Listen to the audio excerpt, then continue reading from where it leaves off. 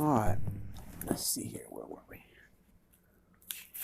I hope you all had a rewarding day, and I wanted to tell you that I'm proud of you and remind you to keep an eye on each other and don't forget to say your prayers because God is a father to the fatherless. But I'm very proud of you, and let's pick up where we left off in Wings to Adventure, Lost in the Marshland. All right, let's see here. I have to get this phone.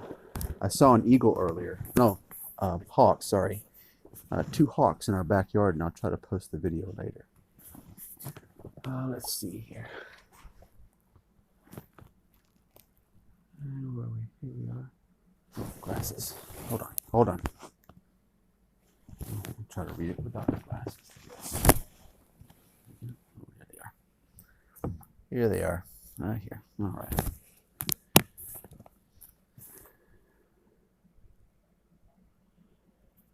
Gaby did not realize he was lost until he was passing something that seemed very familiar.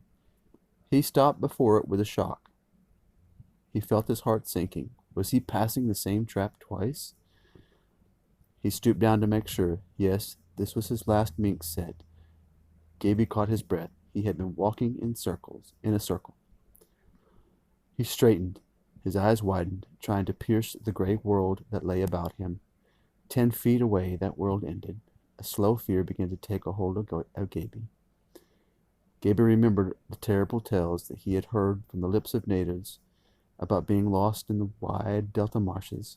Men had walked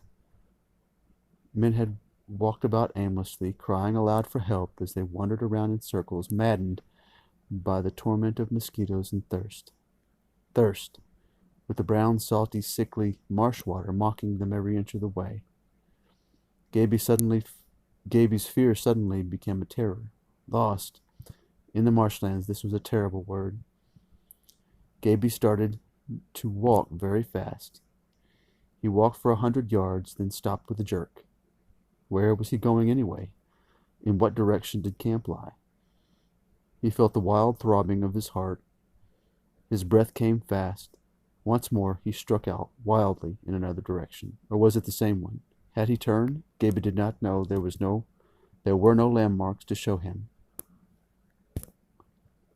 It was a world of mist, and he was in the center of it. Gaby stumbled. He fell hip deep into an old muskrat hole as he splashed madly through the thick blue-black ooze and endless gray fog. Fright became a living thing. "Help!" he shouted wildly. "Help! Pa, help!" His throat felt dry. It hurt. Gaby fell and rose and fell again. His sack began to feel like a hundredweight. He dropped it, picked it up, and he struggled blindly ahead through the damp gray fog. Mud-covered, wet to the skin, he kept going, but where? At last he stopped, completely worn out. His body trembled. His stomach felt upset. He was breathless. His tiredness became an actual ache. Suddenly, as he looked about him, his eyes widened with surprise and fright. He was standing right in front of his last mink trap again. It was dark now. Gaby was walking slowly, dragging along. He was trying to recall his father's advice.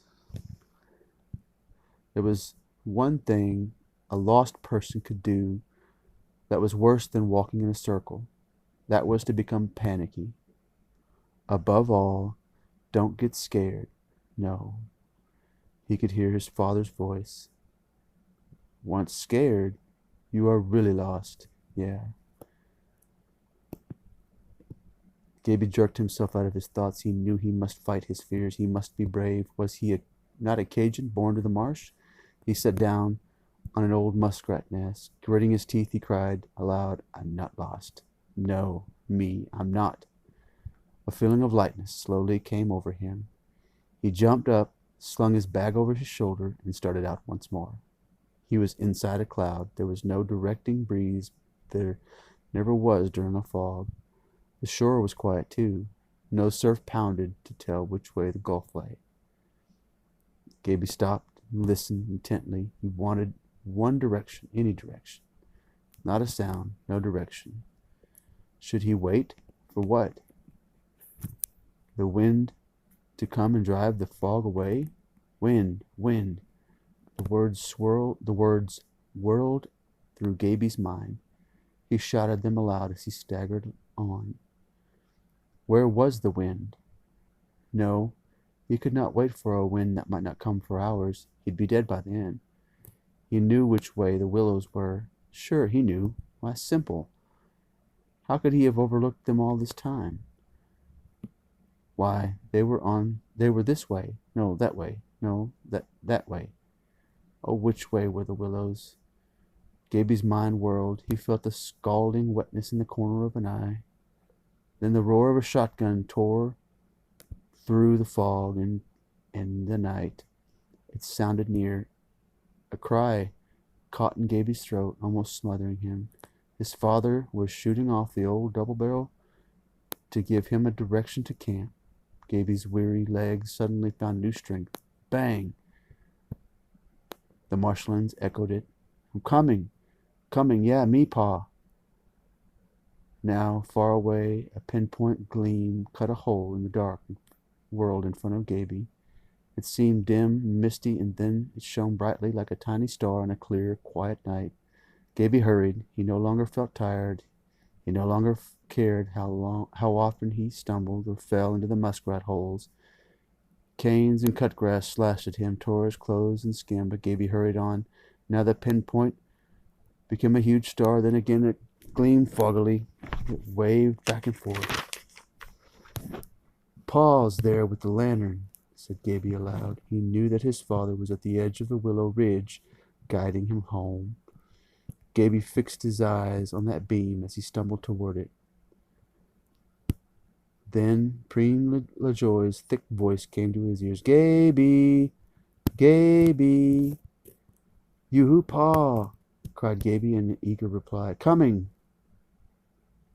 And that's where we'll pause. I love you, and sweet dreams. Good night.